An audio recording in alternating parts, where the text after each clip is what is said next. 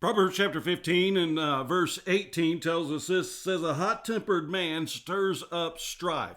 So when we look at this, we don't want to be that individual. We don't want to be that hot-tempered man, or we don't want to be that man of wrath, somebody that's continually stirring up strife. And as we're stirring up strife, what are we doing? We're not making anything better. We're making things worse. And so that hot-tempered man, that man that can't control his anger, that man that can't control his wrath, or the woman rather, they're always blowing their top. They're always getting angry at the drop of a hat. They're not able to control themselves. They're not able to contain themselves. And so in the midst of doing that, we recognize they're not making anything better. Instead, what are they doing? They're taking those hot coals and boy, they're stirring them up. And not only are they stirring those hot coals up, they're slinging those hot coals at individuals for the sake of trying to destroy them. And so they're not making situations any better. They're making them worse and worse and worse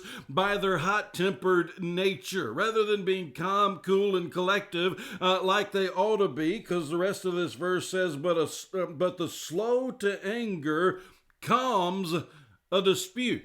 We live in a world today where everybody's angry at everybody. Everybody's mad at everybody. Everybody hates everybody. Everybody wants to cut one another's throat.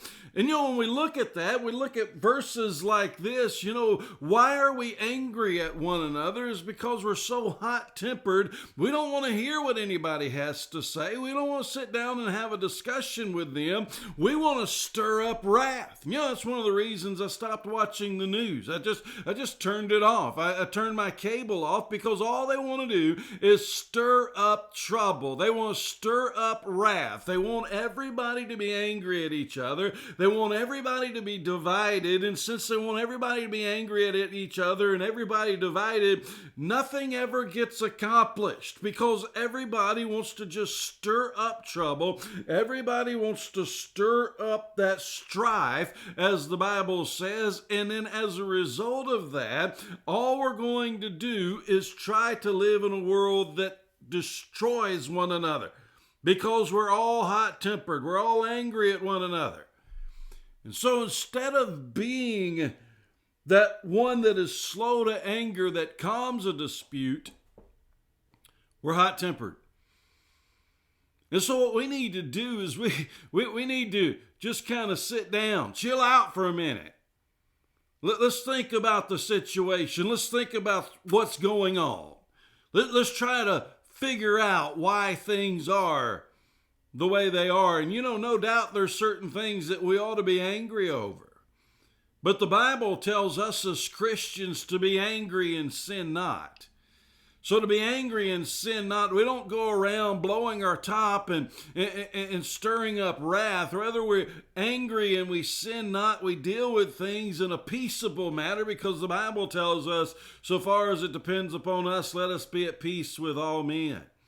And so in a peaceable manner, in a peaceable way, we deal with things that are not going to stir up strife, but we want to deal with things that calms a dispute, that kind of puts a lid on the hot temperament and say, wait a minute, we're yelling at each other, we're screaming at each other, we're going for one another's jugglers, and what are we accomplishing here? Absolutely nothing.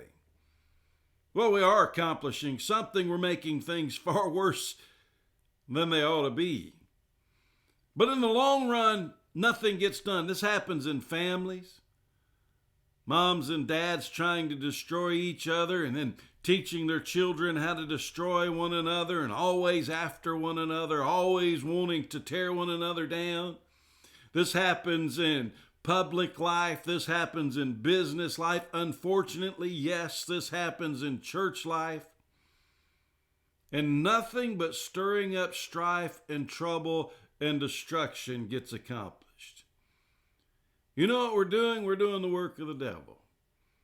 Jesus said that the thief, who's the thief? The thief is the devil. The thief comes only to steal, kill, and destroy.